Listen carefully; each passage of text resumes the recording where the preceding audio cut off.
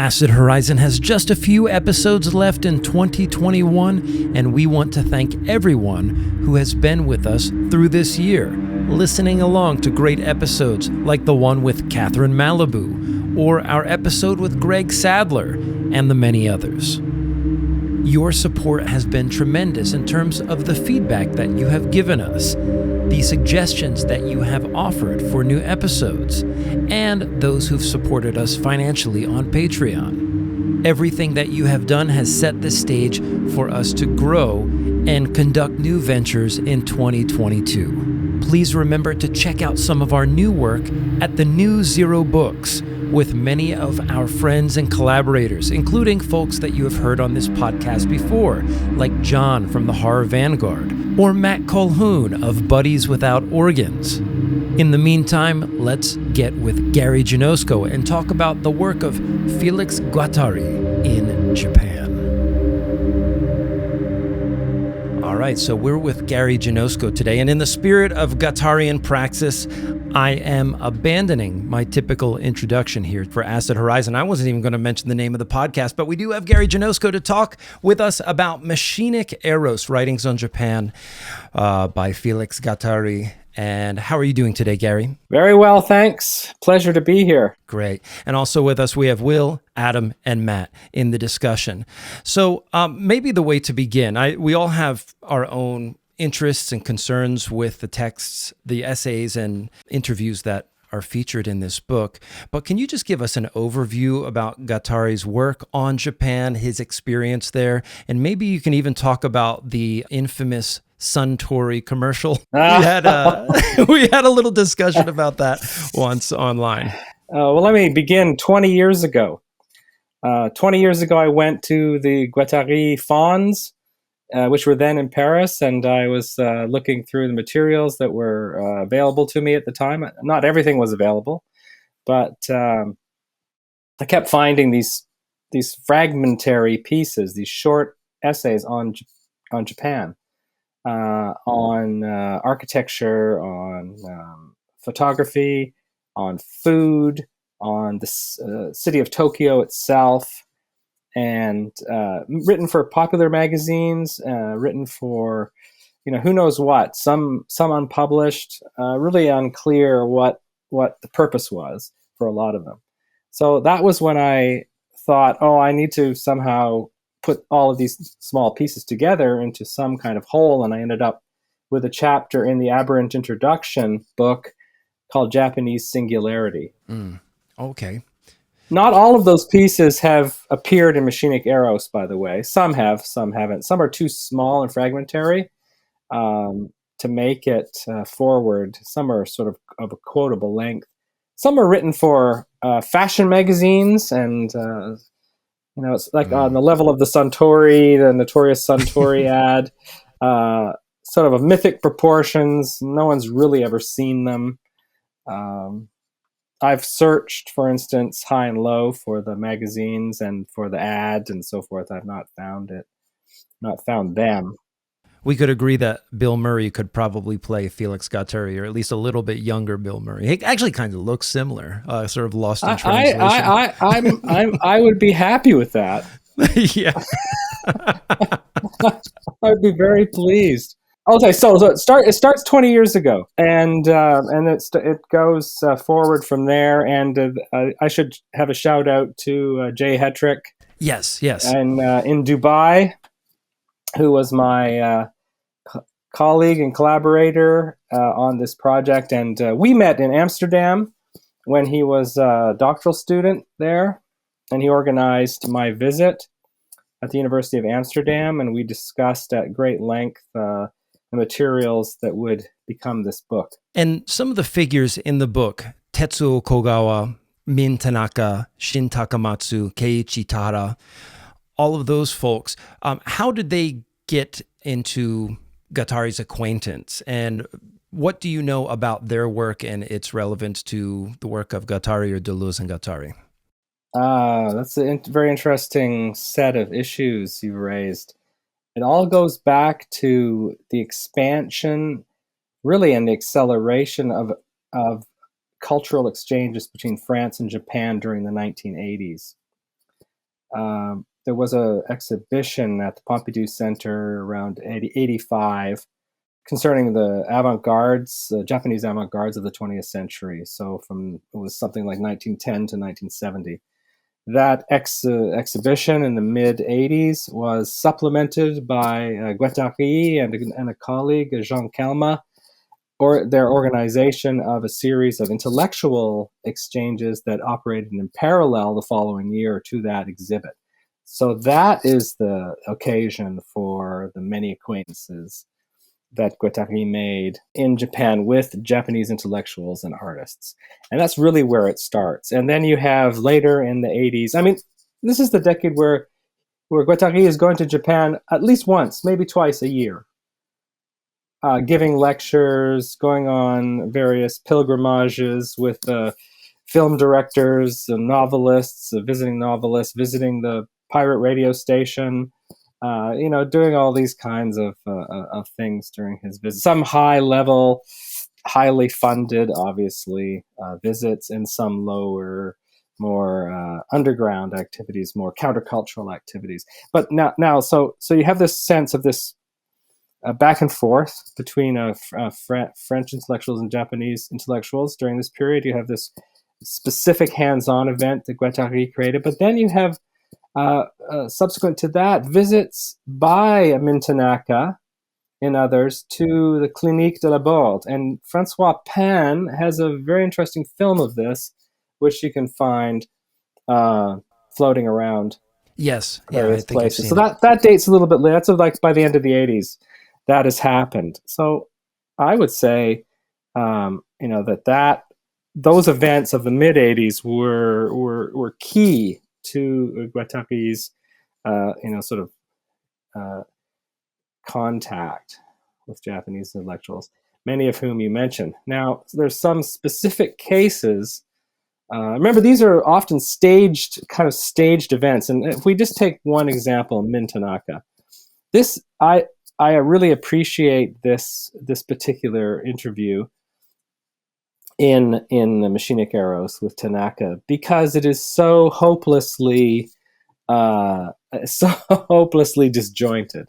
Yes, oh, of course. It is probably the one that I was really sweating over in terms of, is this even a viable document? Because it's clear to anyone who reads it that they are almost completely at odds with one another in terms of their understanding of the significance of concepts like becoming, assemblage, which Tanaka says, no, it's none of that. I don't want any of that.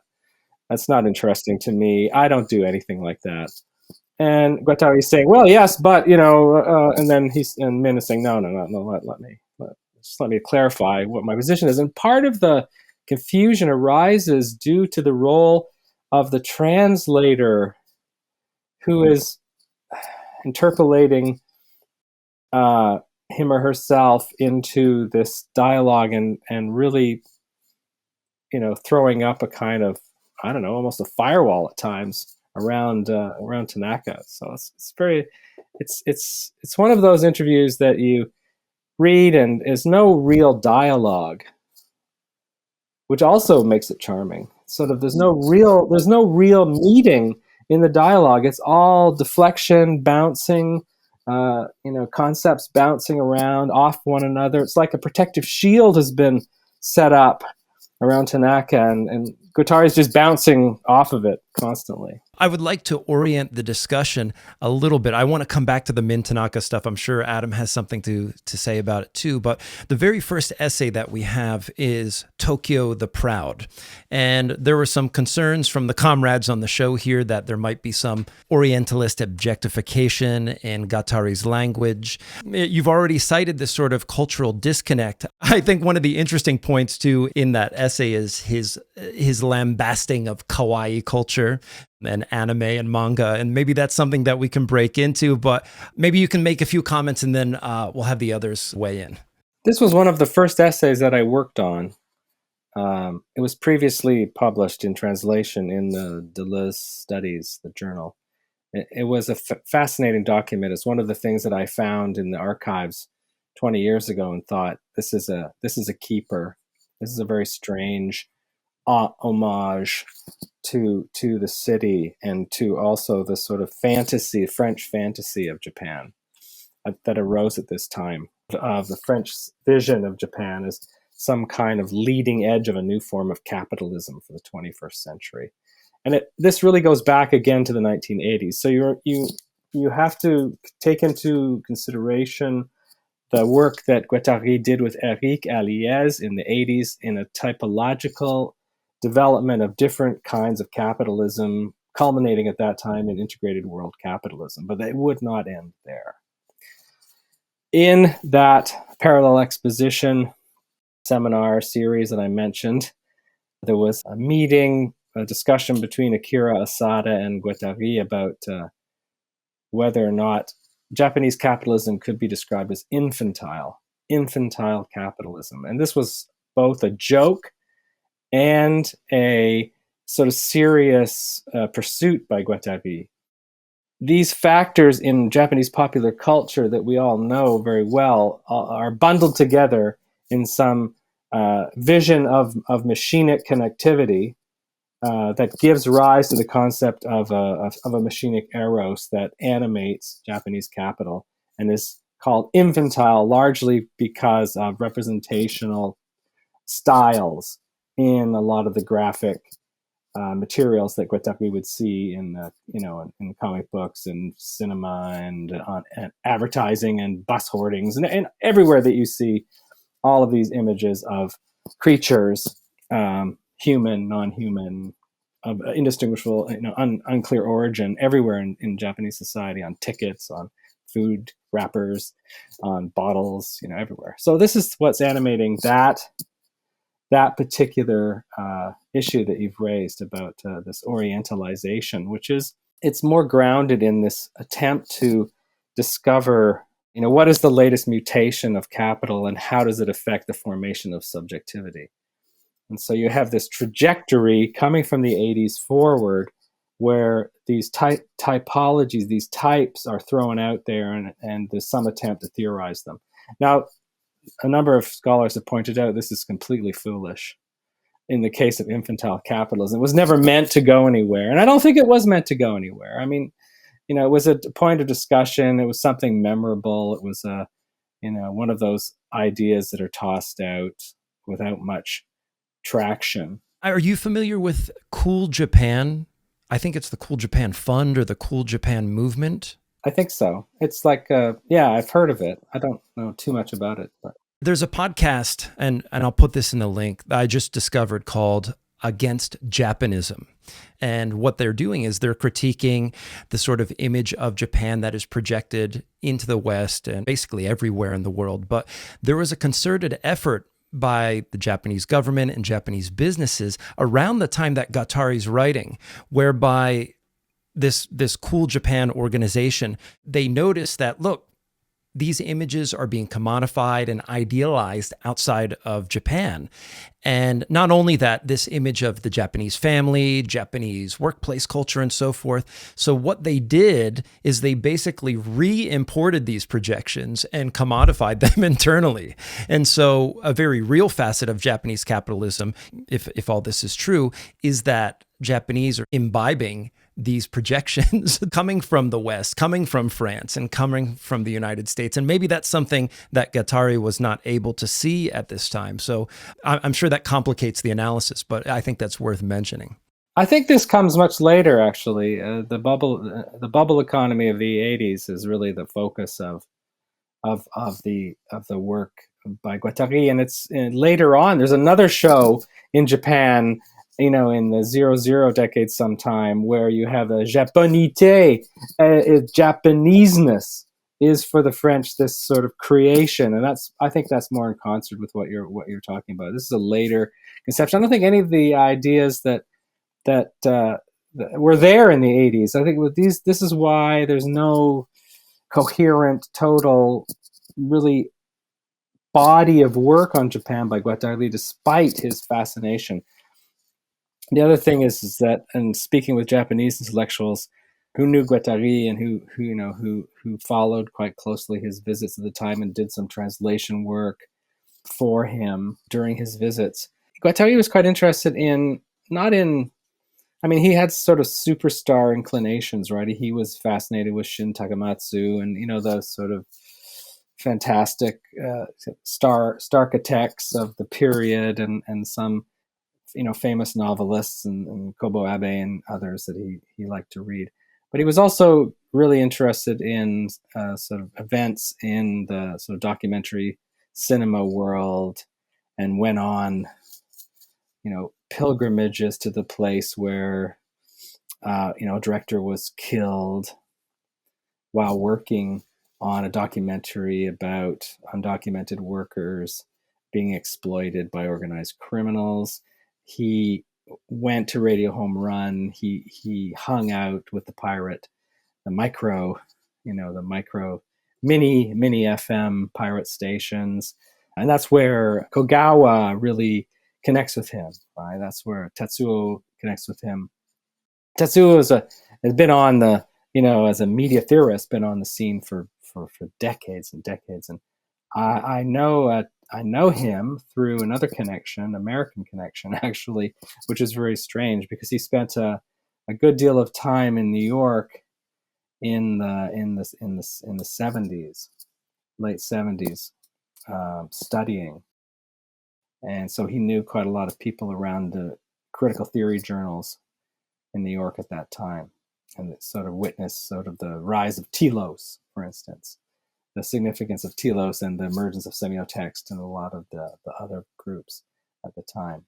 And so he was there doing interviews with Guattari, and it's through the many, he wrote, some important pieces on pirate radio in Japan, and did this big interview, which is, it's great to have some of it. I think we might have all of it actually in here, because it was only ever partially translated. So we wanted to, in a sense, acknowledge the significance. 1980, it's very early. It's one of the first significant visits.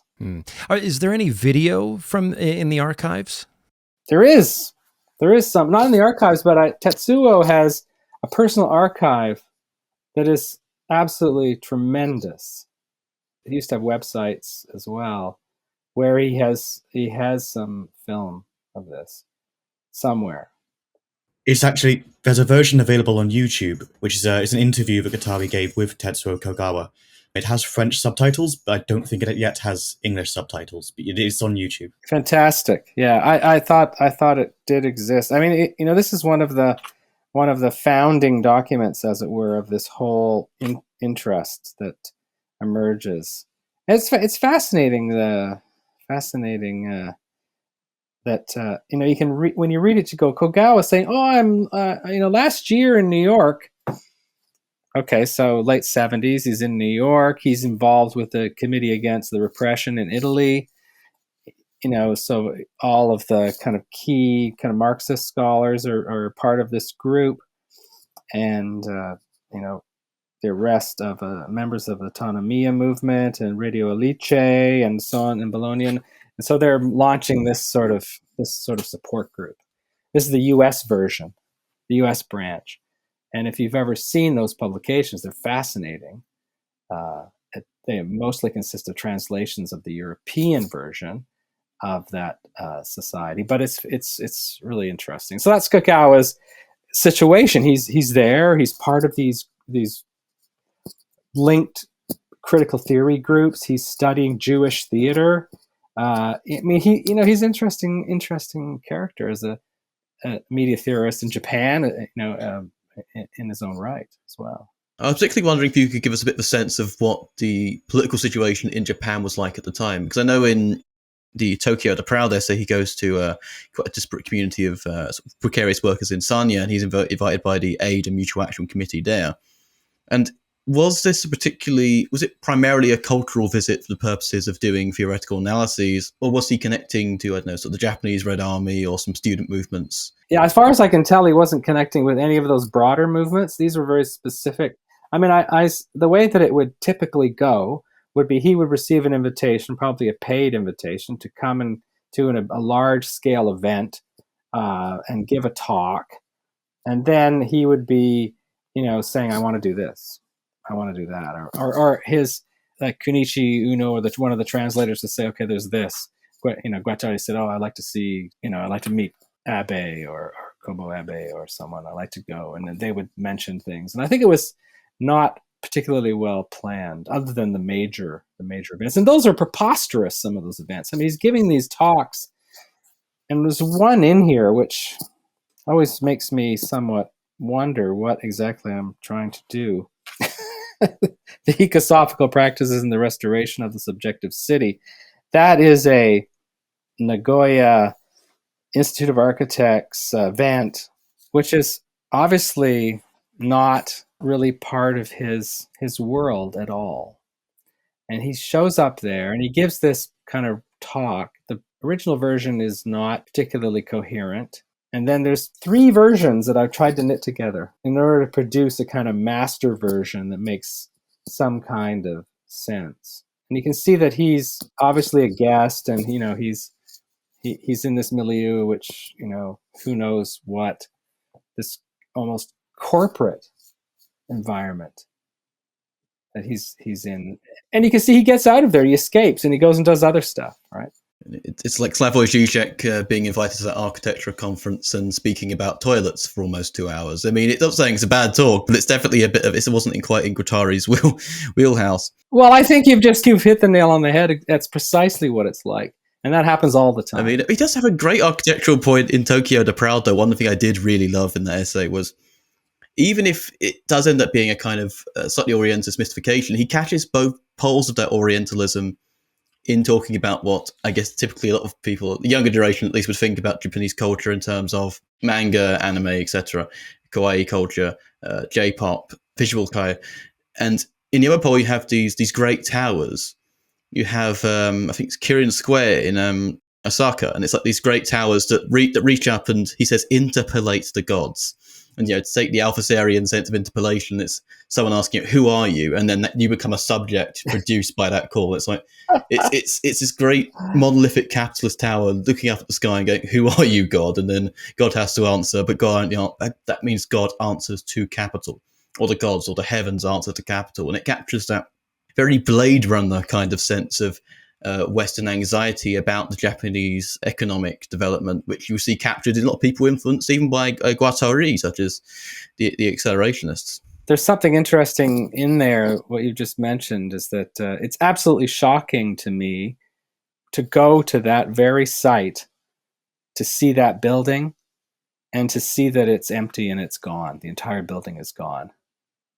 Disposable architecture from that period is a mark of a particular kind of capital in Japan during that bubble period. That these magnificent structures, so fascinating, obviously to Guattari and to me as well, as someone interested in Takamatsu, and to go there and to see it missing, just absent, is well, how that interpolation went with the god. It was quite like vaporware. It was like vaporware on a computer. It literally evaporated. I mean, it's vaporwave.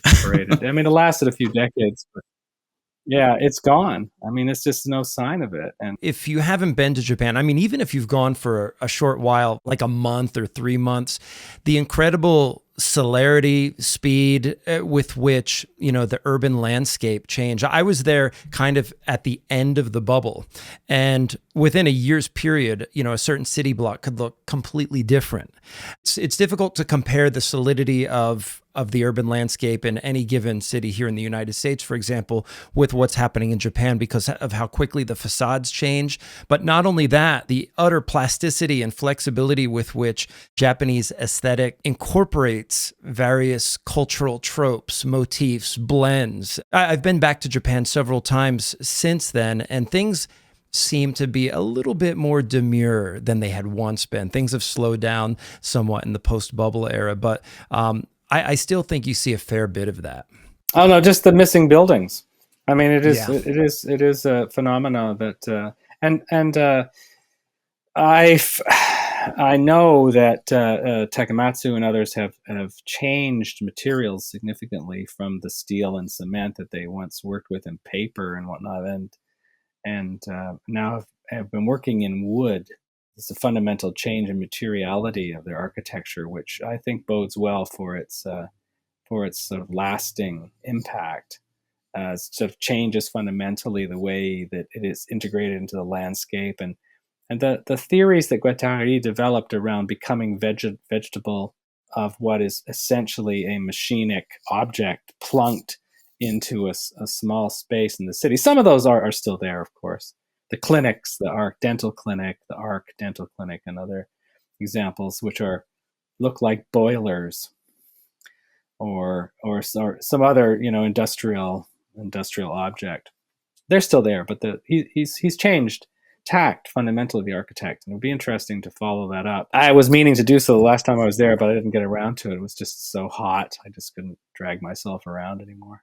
Yeah, I wanted to come in there because I guess I have two questions which kind of run in two directions. So on the one hand, I'm interested in what is it that you think Guattari is seeing in Japan, which he finds so interesting, because at the end of this first essay, there's this line where he says, Tokyo relinquishes its status as the eastern capital of Western capitalism in order to become the northern capital of the emancipation of the third world, which in hindsight might have been overly optimistic.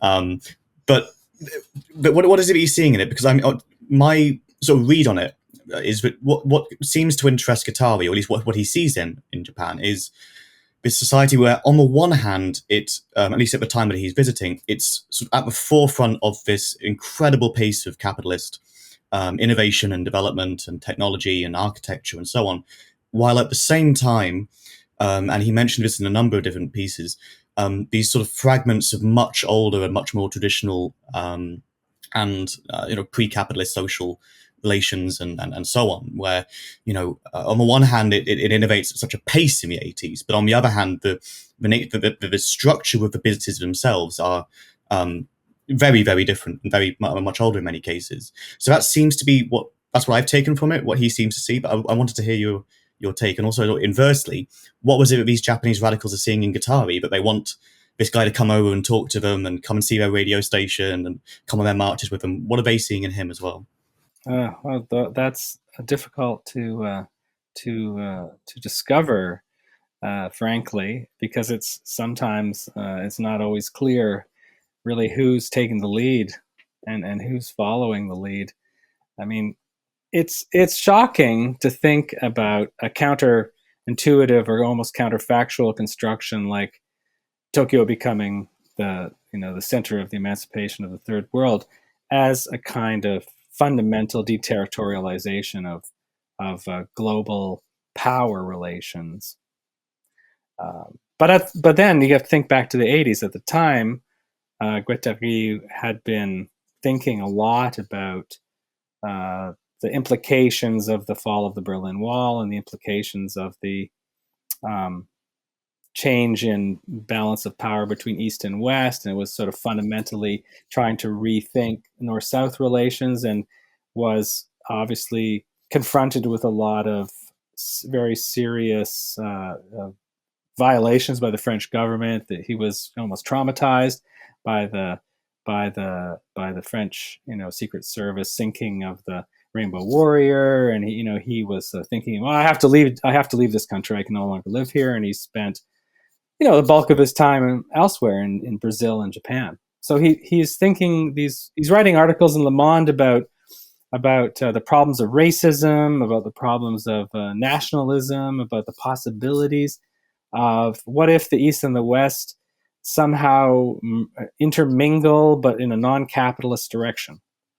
And so he's thinking, okay, well, why can't this take place in Tokyo, a place of great energy, speed, and wealth, at this time, which doesn't appear to have a predetermined trajectory. At least we don't have that same highly reactionary forms of government and nationalism. And I mean, it is like a counterfactual. It's completely counterintuitive, because we know with hindsight that it was not going to unfold in that way. And yet that's what is on his mind. Global relations of power on his mind. He's trying to think sort of fundamental change.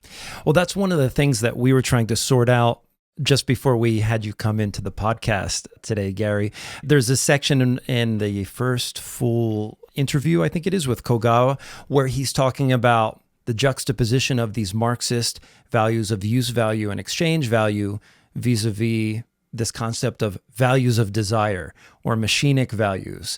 And Guattari puts forward a sort of miniature version of his economism, it seems. And it almost seems as if he would valorize something like Patreon, for example, as a platform where, okay, we have a bunch of people who are interested in the development of this synthesizer that has not yet been built. We'll crowdsource it. We'll do like a Kickstarter. Boom, there it is. And everybody who invests will get some of it. Vis-a-vis his concept of integrated world capitalism, could you maybe put a finer point on what he means by machinic values or values of desire? And then how would that factor in with the kind of globalism that Guattari's imagining? And what are some other places where we might find that in his work?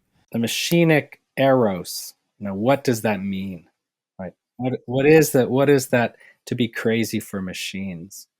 It's almost constructed anecdotally out of a series of cultural encounters and not, theoretically or structurally embedded in a larger system of thought. It is, to be in the thick of things, to be fundamentally, as we would say today, to be fundamentally, constantly connected, forced to communicate, to perform our immaterial labor, by logging on every morning or picking up our phone, or that would be sufficient to constitute immaterial labor. That concept arises during the early 80s in Guattari.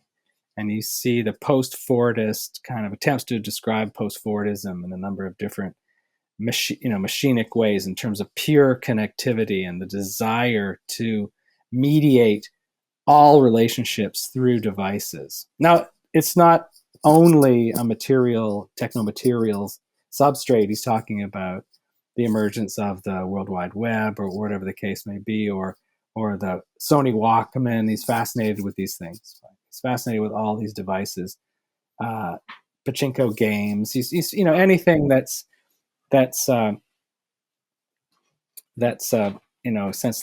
essentially powered, can power up and can connect you in different ways. He's fascinated with, but also games of repetition. He gives the example of golfing. He's fascinated with that. Obviously, from a psychoanalytic perspective, repetition and philosophically is very significant.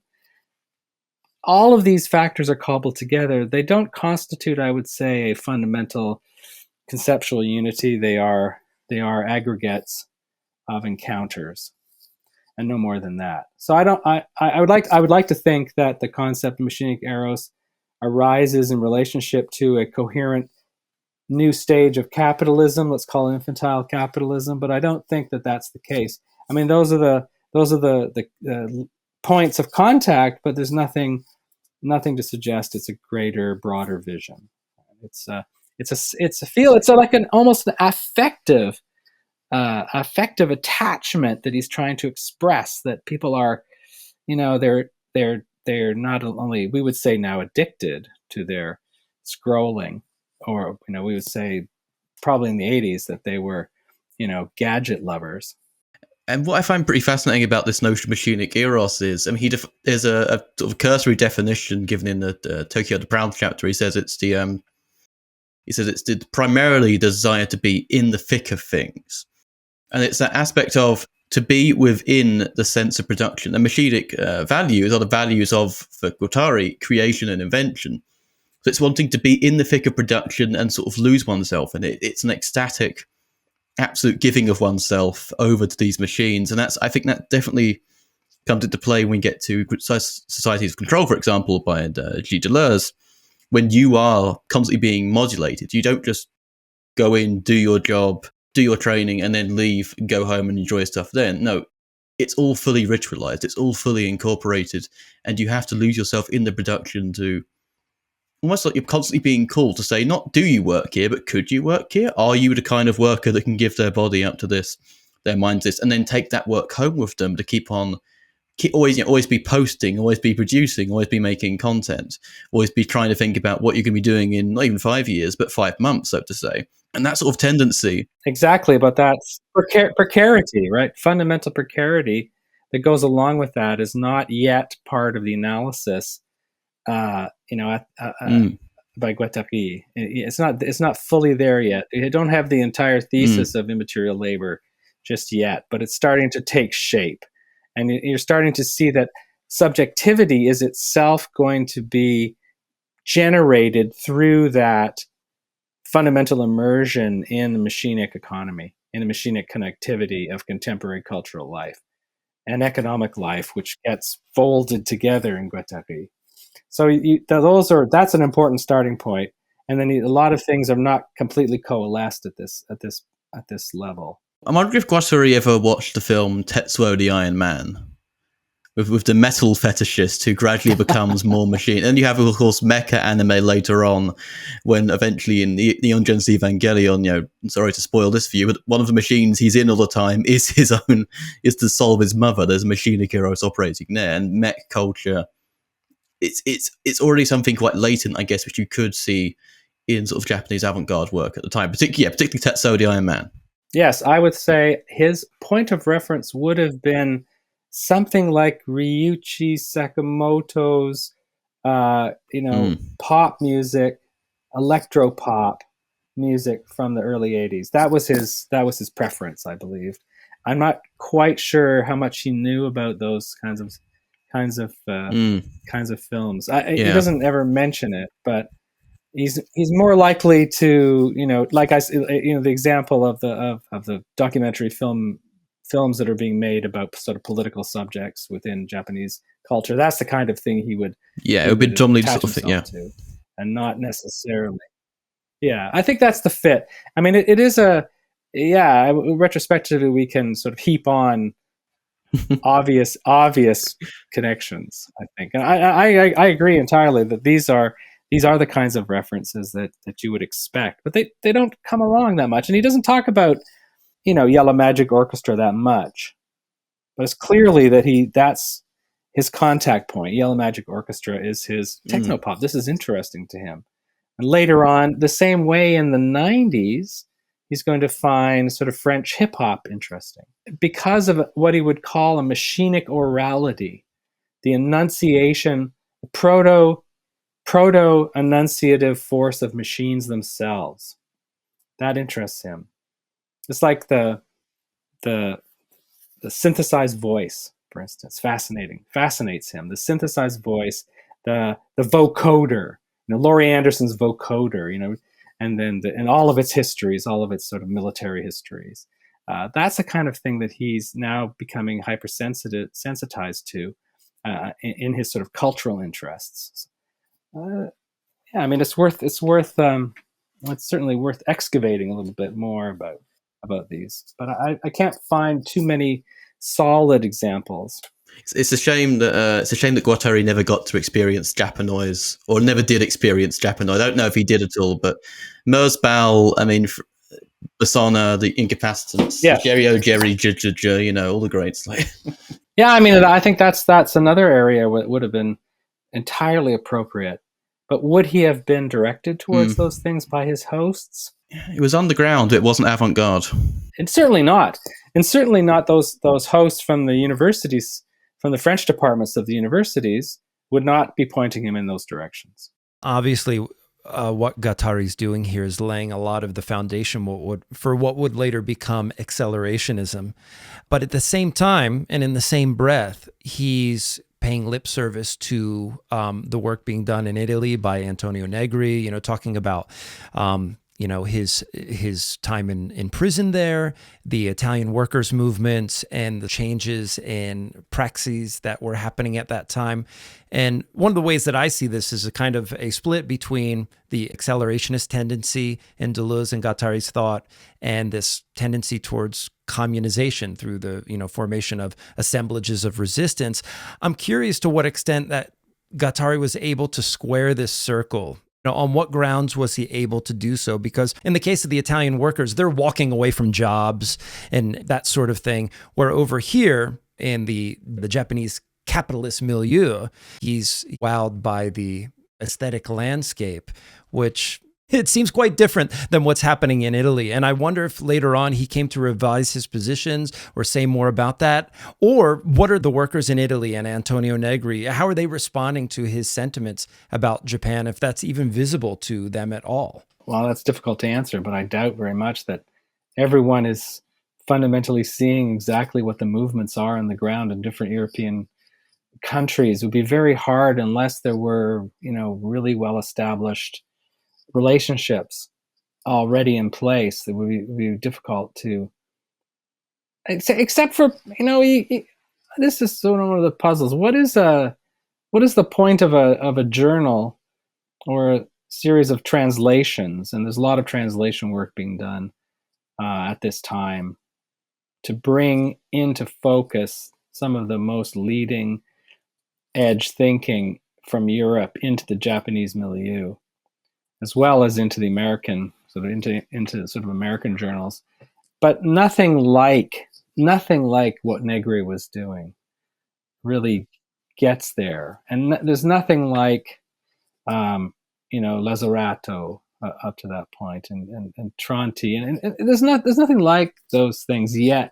They're almost there, but not quite. And so we're waiting, and the translation process is slow. And it's Tetsuo and others who are, madly translating.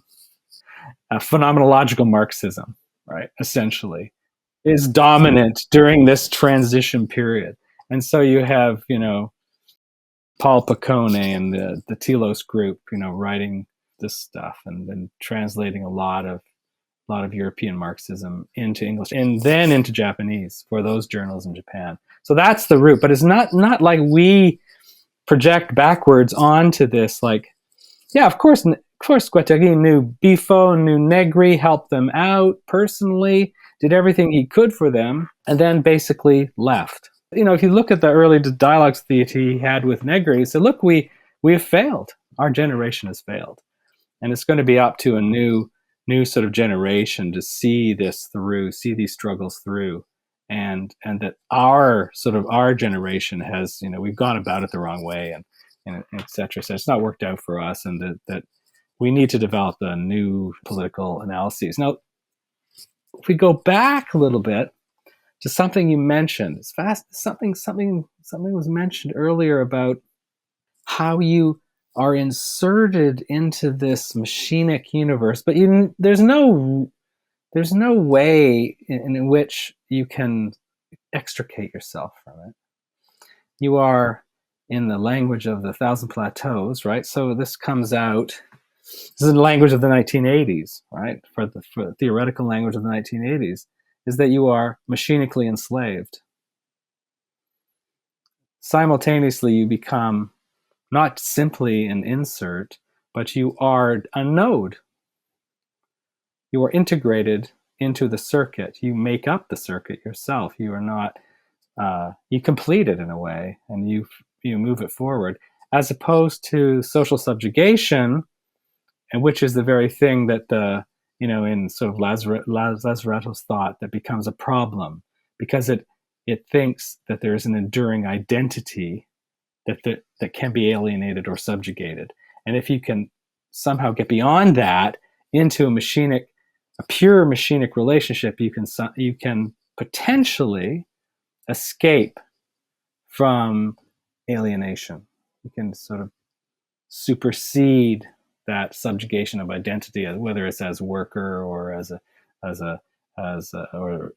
race, religion, nation, whatever you want to hang your identity on. So that's happening around the time of 1,000 Plateaus, and that's going to be one of the key borrowings for Italian immaterial labor theory. That distinction is going to run all the way through sort of Lazzarato's in particular's thought. And that, to me, that there's something there that is percolating, that's going to be a rich vein, richer than others. And Guattari is already setting the stage for instance, Bifo's conceptualization of semio-capitalism. He's already pointing out, yes, that there is this kind of level of capital which is semiotic. It is somehow connects directly with materiality as well, technomateriality, but that it is a different bird, as it were, a different species. But it's going to take a while for Franco and others to articulate through new technologies what that semio-capital relationship is. Through, especially, it's the cell phone. The cell phone itself becomes a key device. And Guattari was still functioning with these non-connective. Remember, these are non-connective devices in the 80s. He didn't have a Walkman that could do anything. It didn't do anything. It just sat on your head. Right? It didn't connect with anything. There's this lack of connectivity, which is really, I think, changing the conceptual landscape. And it's from that point on that we get this hyperconnectivity and hypervalorization of speed and so on and so forth. But it's not there yet. I was trying to think about, I was having these discussions recently with Brian Masumi and talking to him about the nature of the technological examples that he used in some of his earlier books, and how things had changed so much that from Guattari's death in 92, he didn't really even see the World Wide Web. Really, not really. And so if you read a book like Chiasmosis, his last book, there's so much significance given to these ideas of interface, for instance. Like, of course, it sounds like a kind of, cyber libertarianism, but it isn't. That's all he has. That's brand new. We can't, give him the benefit of the doubt. Is that later on, by the mid '90s, you can see things have fundamentally changed when everybody had modems and so forth, and their pocket modems, and then post telephone modems, and the wireless revolution, and those things have not yet happened. So he's struggling with this sort of set of fairly meager ideas and concepts, but trying to push them forward. Certainly, he couldn't ascertain the risks, or maybe he just simply didn't. But where do you think he would be right now, given his tendency against homogenization of culture? I mean, which we clearly see through things like Apple and so on. Are there any indications? Like, what do you think Guattari would think about our times? Is he on Bifo's side or is he on Nick Land's side? It's definitely on Bifo's side.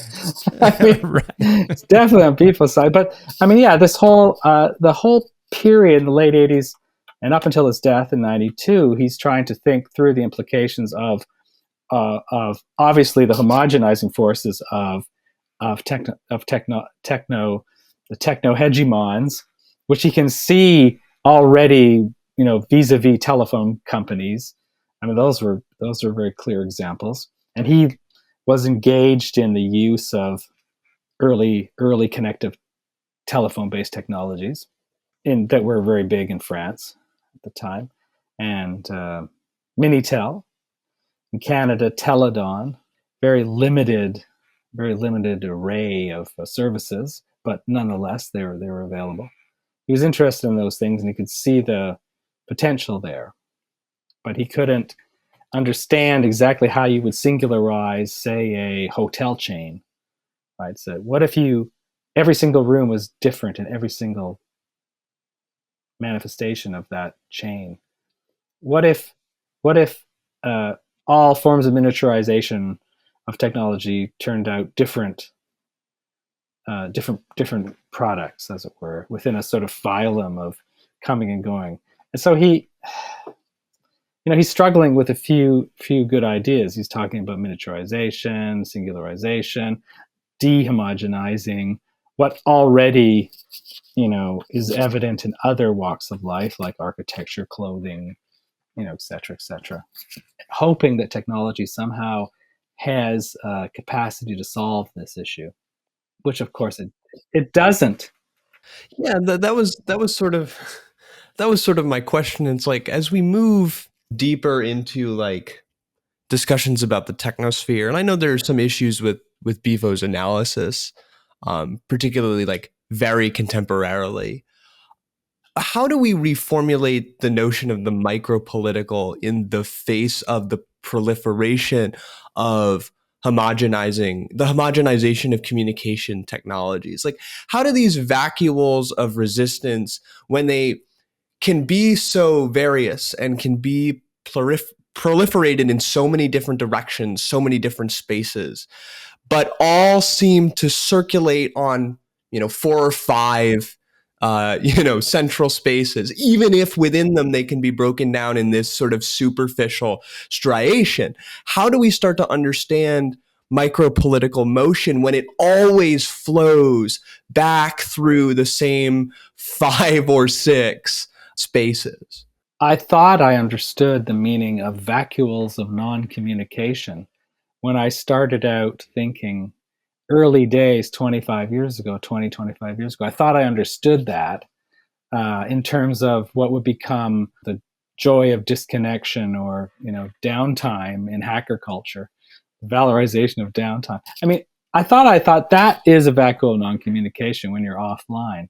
But of course, that is totally idealistic, because you can't communicate anything in a kind of broad sense, in terms of the traditional, the typical reach that you would have otherwise enjoyed in your communicative capacity when you're offline, or when there's downtime, or when the system's crashed, or the system has been intentionally broken.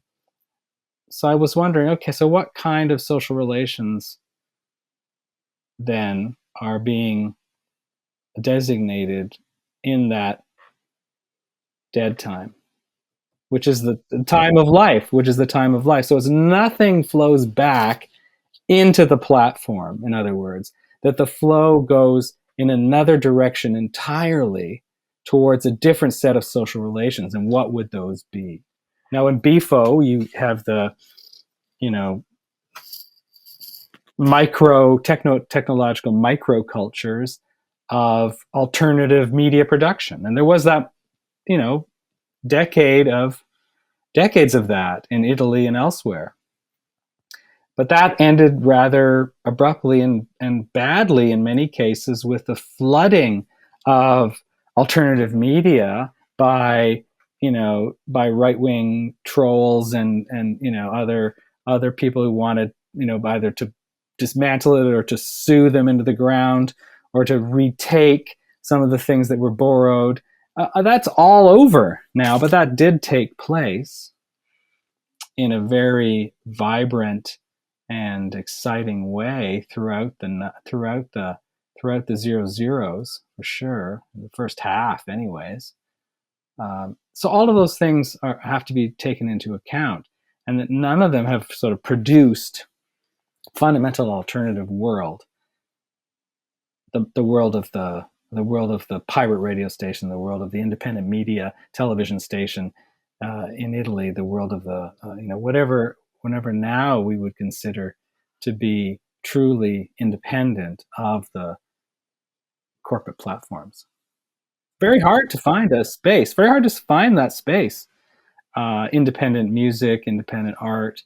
So where are they today? Where are they to be found? If anything, Alexa's ear is growing bigger and bigger by the day. You can mumble the words chocolate almond milk in the forest, and when you get home to check your email, like you got an ad for it. Like, even if you didn't have your phone on you. So that moment has arrived. That's right. That's arrived. And so what does that mean in terms of the forest is no longer a refuge? It's probably privatized space anyways, and you're trespassing more likely than not. Maybe the park system is being undermined systematically by extractive industries. All of these factors are at play now, and so we're searching for some alternative to that. But we're stuck now with micropolitical. Okay, so micropolitics always plays off of a kind of molar, reactionary, conservative, sort of large-scale apparatus, which attempts to crush it, or at least channel it in a particular direction, to co-opt it. We know that already. We don't know exactly what the sort of most advantageous form of deterritorialization would be. under the circumstances. That's what we're searching for, and that's not changed much. But Bifo's telling us all kinds of things. He's constantly throwing out ideas, saying, "What about poetry? What about the therapoetry? What about that? Is that where we should be back to these small kind of beatnik concepts of coffee houses and I think coffee is already co-opted, marijuana co-opted. What's left? Fentanyl. That's the last bastion. Fentanyl co-opted completely. So Guattari at this point of the 80s, he's obviously thinking through sort of cybernetics and communication and these developments in technology and so on. And as you say, he's sort of maybe in his later period towards the 90s, he's doing what he can with what he has available to him. But one question I wanted to ask you, because you've spent a lot of time looking into obviously Guattari's work, but also published work, but some of his unpublished stuff, his notes and so on. I wanted to ask you, how do you think Guattari would have thought about Deleuze's essay, The Postscript on the Societies of Control? Because one way of reading that essay, which I think people in critical theory, so on, spend a lot of time thinking about this essay. One way I've seen of reading it is that after 1,000 Plateaus, where there's this intent to engage with sort of cybernetics and other sort of related sort of topics, there's perhaps this feeling on Deleuze's part that what might have appeared at first to be potentially liberatory has in fact become new tools of control. And so perhaps this essay, one of his final ones, is an attempt to come to terms with that, to understand it and find a new route out of it. So I guess there's two parts to that question. Would be, first, do you think there's something to that reading of that essay? And also, do you think Guattari would have been basically on board with it, given that it was at least supposedly single-authored by Deleuze?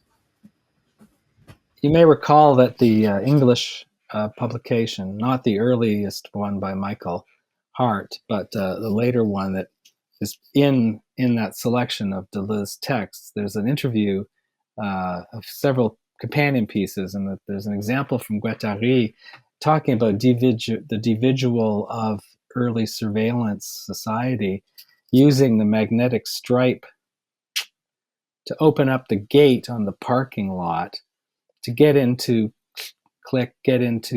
the flat to buy some food at the grocery store, and that is that was his understanding of what the sort of modulation effect of surveillance society would entail. Every example is an opening, not a closing. It's an opening. And so you think, okay, so from there you can say the individual is an example of machinic enslavement, which is an example of the potentiality of post-identitarian deterritorialization, which is a form of escape of some kind. And so there is a positive understanding in Guattari that allows for those connections to be made. Not only, he doesn't make them fully, but they do exist in a kind of line of thought that emerges with Franco and Maurizio and others. So yeah, I mean, that's an interesting piece because it's so, in a way, it's so fragile and so modest in its has such an influence in so many different areas, and yet at the same time, it's a very much a sketch. It's a napkin sketch of what would become an entire field, surveillance studies, in a way, which has not proven to produce, much liberatory energy, to say the least. Well, Gary, I just want to say it was great to have you on your show. You were an influential writer in my first incursions into the work of Guattari. I don't know if you're going to mind me saying this. I can cut this out, but I love the background of your video. It looks like a David Lynch film, and I absolutely love that. You must have like a great Zoom presence. So props to that. I have stuff on my wall from an exhibition that I worked on a few years ago called Psychedelic Oshawa, okay, which was the town where my university is located, and it was an analysis of the very vibrant musical cultures of that place in the 1960s forward, and some artists participated in rethinking some of the posters for concerts and so forth. And these are a few examples of the smiling strawberry, which was the very large concert that took place in 1970, reimagined in 2020.